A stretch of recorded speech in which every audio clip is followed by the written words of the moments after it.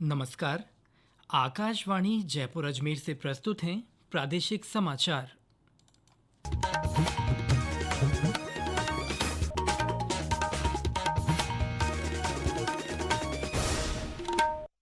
समाचारों के साथ मैं सिद्धार्थ जैन। प्रधानमंत्री नरेंद्र मोदी आज नई दिल्ली में केंद्रीय मंत्री परिषद की बैठक की अध्यक्षता करेंगे। पहलगाम आतंकी हमले और ऑपरेशन सिंदूर के तहत पाकिस्तान के खिलाफ देश द्वारा की गई जवाबी कार्रवाई के बाद यह पहली ऐसी बैठक होगी। भारतीय रिजर्व बैंक की मौद्रिक नीति समिति की बैठक आज शुरू हुई। बैठक में रेपो दर में कटौती पर फैसला लिया जाएगा। भारतीय रिजर्व बैंक के गवर्नर संजय मल्होत्रा की अध्यक्षता में समिति के फैसले की घोषणा शुक्रवार को की जाएगी।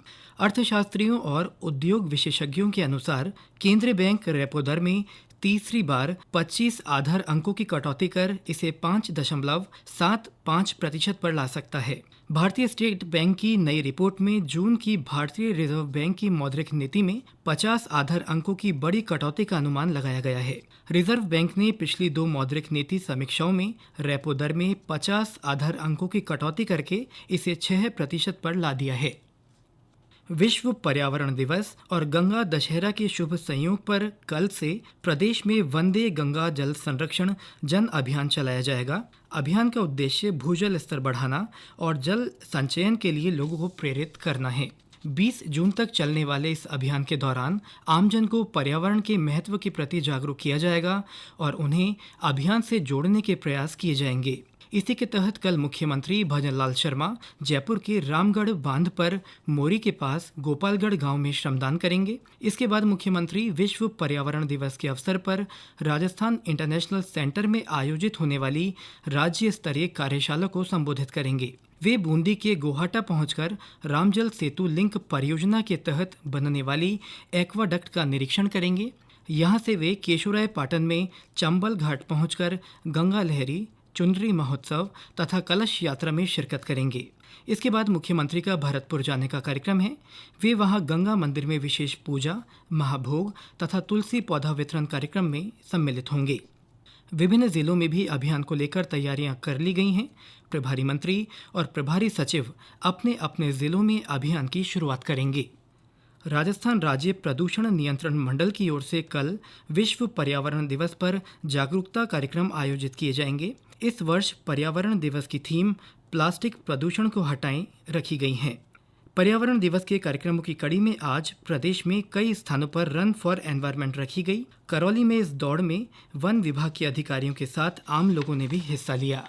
कार्यक्रम के माध्यम से प्लास्टिक छोड़ें, प्रकृति बचाएं का संदेश दिया गया।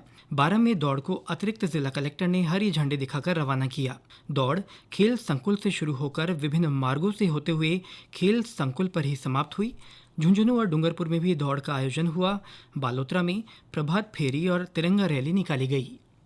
अजमेर के बिसुंदनी गांव में आज सुबह करंट लगने से 2 महिलाओं सहित 3 लोगों की मृत्यु हो गई। हादसे में एक अन्य लड़की गंभीर रूप से झुलस गई, जिसे इलाज के लिए अस्पताल में भर्ती करवाया गया है। ये हादसा एक मकान की तराई के दौरान हुआ। उधर सवाईमाधोपुर जिले के रघुवंटी गांव के पास सड़क दुर्घटना में एक बच्ची सहित 3 लोगों की मृत्यु हो गई, जबकि 17 अन्य घायल हो गए। ये दुर्घटना एक जुगाड़ के अनियंत्रित होकर पलट जाने से हुई। ये सभी लोग करौली जिले के माधुराजपुरा गांव के थे और मलारना डूंगर क्षेत्र के काथौली गांव में आयोजित धार्मिक कार्यक्रम से लौट रहे थे। एक अन्य सड़क हादसे में अजमेर उदयपुर हाईवे पर एक बस के ट्रक से टकरा जाने से बस में सवार 55 लोग घायल हो गए। इनमें से 25 लोगों का ब्यावर के अस्पताल में इलाज चल रहा है। ये सभी लोग अजमेर शरीफ से जियारत कर गुजरात लौट रहे थे। कॉलेज शिक्षा विभाग ने सत्र 2025-26 के लिए सरकारी और निजी महाविद्यालयों की नई प्रवेश नीति जारी कर दी है। यह नई प्रवेश नीति राज्य में उच्च शिक्षा को अधिक समावेशी, सुलभ और गुणवत्तापूर्ण बनाने की दिशा में एक महत्वपूर्ण पहल है। कॉलेज शिक्षा आयुक्त डॉक्टर ओम प्रकाश बैरवा ने बताया कि इस नीति के तहत नए सत्र से प्रदेश के सभी कॉलेजों में स्नातक के 3 वर्षीय पाठ्यक्रम में सेमेस्टर प्रणाली लागू कर दी गई है। इसके साथ ही प्रादेशिक समाचार बुलेटिन समाप्त हुआ। हमारा अगला बुलेटिन शाम 6:30 बजे प्रसारित होगा। नमस्कार।